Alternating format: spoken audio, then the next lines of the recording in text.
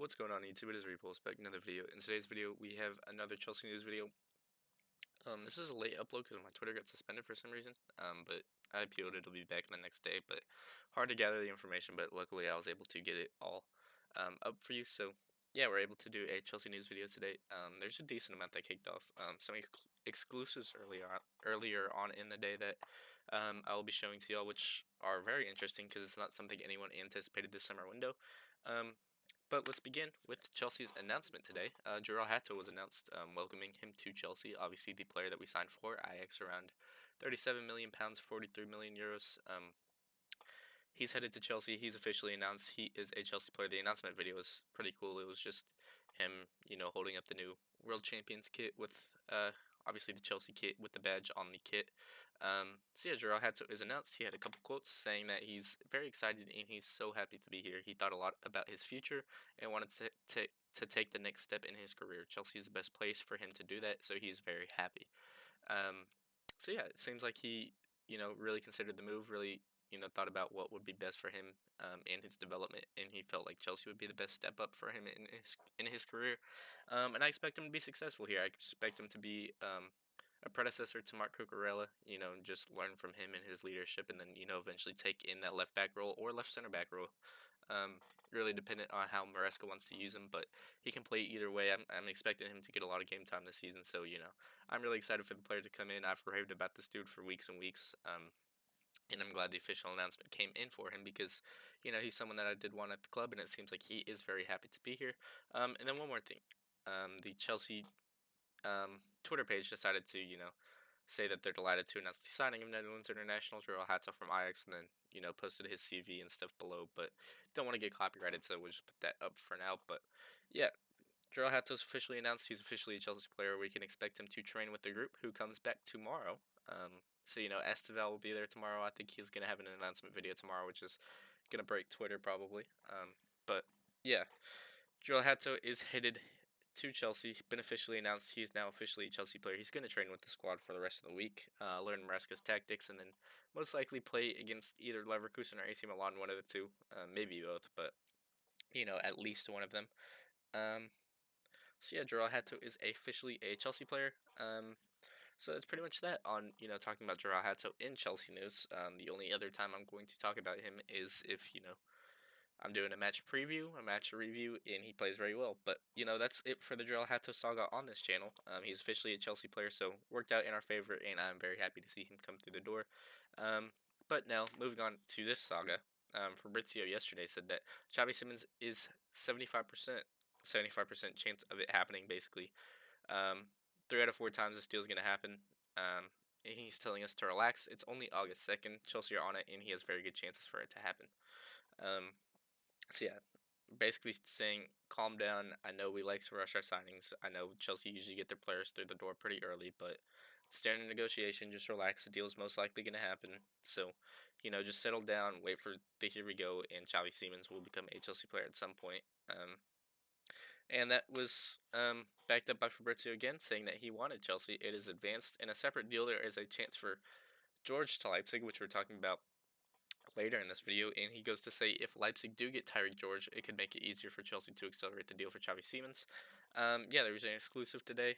I'll talk about that later in this video, but yeah, apparently Leipzig want Tyrique George. Tyrique George is considering his options elsewhere, and that might help us for the Xavi Simons deal because Xavi Simons does want Chelsea, but it's just hard to negotiate with Leipzig as of now. So, maybe that makes that deal easier. And then lastly, Fabrizio on his YouTube video tonight said that Xavi Simons is starting to enter the moment of, okay, I've been waiting for weeks. I want this transfer to happen now. He wants the Chelsea move as soon as possible, and he is sending messages on purpose again, now commenting under Chelsea Instagram post of Hato, who he is good friends with, basically saying everything he's doing is intentional. He wants to push the move to Chelsea. He wants to show fans that he wants to move. He wants to show the board he wants to move. Basically just facilitating his own deal as quickly as he can because he does want the move as soon as humanly possible. So, he can train with the group, he can learn Maresca's tactics, and then ultimately be ready for game week 1 in the Premier League. So, we'll see how this deal progresses. I don't know if we get to here we go this week, but that's kind of what I'm expecting. I'm expecting there to be some, massive advancements in negotiations, and then Xavi Simons to become a Chelsea player at some point. So yeah, it seems like he's been waiting. He's tired of waiting. He wants to push for the move, and now he is doing just that. Um, Fabrizio actually did talk about Chelsea's priority in August. He said that our main priority is to complete some outgoings. We know Nkunku, Vega, Chilwell, Disasi, all those guys need to leave the club. So, they're going to prioritize getting those players out the door in the last month of the transfer window. Two, get Xavi Simons through the door, which, I completely agree with. He's someone that should be our top priority, and he is our top priority incoming. So, always a good thing to have. And then three, talk with Manchester United about Alejandro Garnacho. Yeah, it seems like it's just bound to happen later in this window. Alejandro Garnacho will become a Chelsea player, but hopefully that means that we get both Xavi Simons and Alejandro Garnacho. Hopefully it's Xavi Simons first, and then Alejandro Garnacho late in the window on the deadline day type deal. Because he's not going to be a starter, so it's not really required for Garnacho to become a Chelsea player as soon as possible. And Fabrizio did say, "Don't forget the name I have been saying for weeks, for months." Alejandro Garnacho. Chelsea are fully aware that Garnacho appreciates Chelsea. Garnacho wants Chelsea, and he is waiting for Chelsea, basically saying all other options for Garnacho are out the table. He just wants to come to Chelsea, which, fair enough if that's what he wants. I'd be more than happy just, putting an arm around his shoulder, hoping he succeeds here, because I don't expect the transfer fee to be too heavy. So if he wants to move, if he's pushing for the move, if he's only keen on Chelsea and the only club he wants to move to is Chelsea, then you know, go ahead. Um, yes, I don't. He's not my favorite player. I don't like him too much, but again, for 30 million to be a backup, I don't mind that at all, and I don't think his ego is going to get in the way of saying, "Hey, I need this game time. I'm not going to stay here if you don't give me this game time." I think it's completely fair. He knows we signed Gittins. He knows we're getting Xavi Simons through the door. Both can play left wing. He knows we have Pedro Neto Esteval who can play right wing as well. So it's just up to him to battle for that playing time, which I think he could do because I do think he has or I do think there is a player in there, in Alejandro Garnacho. So we'll see how he develops. But yeah, I do expect him to become a Chelsea player at some point in this window. I just think it happens somewhere near deadline day, maybe like an August 30th deal, or maybe it is just a transfer deadline day deal. But yeah, we'll see how this Garnacho deal develops. But for the meantime, we can expect Xavi Simons to come through the door first, and then Garnacho to be attended to right after. Um, but moving on to Tyrique George, this is the exclusive I was talking about a couple of minutes ago. Fabrizio this morning, I know it says 4 hours ago, but trust me, I got the screenshot a while ago, said that Tyrique George wants to leave Chelsea this month with the reduced game time, and Bundesliga clubs keen on signing him. Permanent move is also possible. Chelsea preferred to keep George, but accept his desire for regular football. Rebel Leipzig and Gladbach among clubs keen, and then Fabrizio follows it up with another exclusive saying that Leipzig have asked Chelsea about Tyrique George during club-to-club talks for Xavi Simons. Separate topic and not into the same deal, but George has attracted interest from Bundesliga and Leipzig are keen. He's prepared to leave Chelsea due to limited space, as revealed. You know, I think this is completely fair because, if we think about the Chelsea squad, we're going to have the Lap and Joe Pedro up top. Obviously, Tyrique George was utilized as a false nine last year because we didn't have a striker. And we might even have Nicholas Jackson too, so that's a third striker. So if you want to count it, we have Delap, Jackson, João Pedro. So his false nine role is taken out the equation. On the right wing, we have Pedro Neto and Esteval, and then Alejandro Garnacho and Xavi Simons can both play right wing. So, that's at least four players as depth pieces there. On the left, we're going to have, obviously, Jamie Gittins, Xavi Simons can play there. Esteval can play there. Garnacho's going to be able to play there. Cole Palmer can play there. Cole Palmer can play on the right as well. Through the middle, we're going to have Cole Palmer, Esteval, Xavi Simons. So, it's just really hard to battle for game time in that attack right now, especially if the incomings that we want do come through the door. So, yeah, I understand why he would want to go for game time. I expected him to head out on loan, but, I actually wouldn't mind him going on a permanent to Leipzig. I think that would be best for his career, to be honest. So yeah, we could maybe expect this deal to advance. Maybe we could expect Tyrique George to become a Leipzig player. If Xavi Simons does become um, a Chelsea player sometime in the near future, maybe that's what helps the negotiations move quicker. And maybe that brings the transfer fee down for Leipzig, or we just get money the other way for Tyrique George. Obviously, that's pure profit. Again, we had Broya leave for pure profit, and now we're gonna have Tyrique George leave for pure profit. So you know good advancements on the Chelsea front in terms of outgoings, and Tyrique George seems like he could be next up, headed over to Leipzig. Wish him well. Obviously, really, really good lad.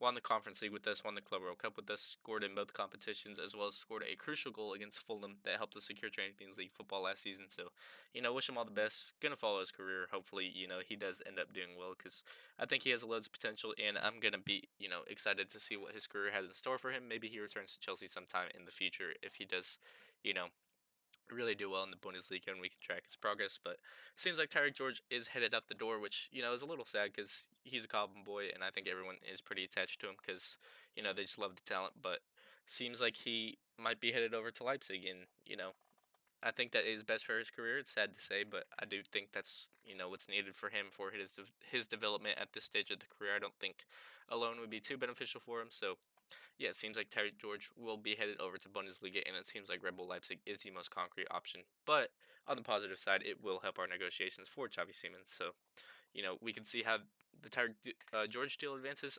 alongside the Xavi Simons deal and see if there's an agreement on both ways.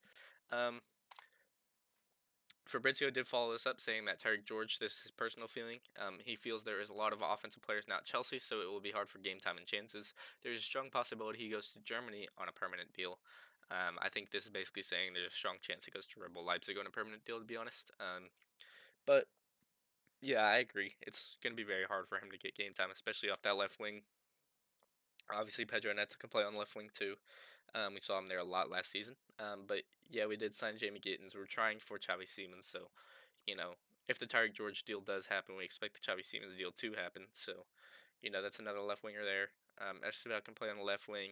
You can see João Pedro on the left wing. I mean, Chelsea have gone all out attack in this window. I think that was pretty apparent.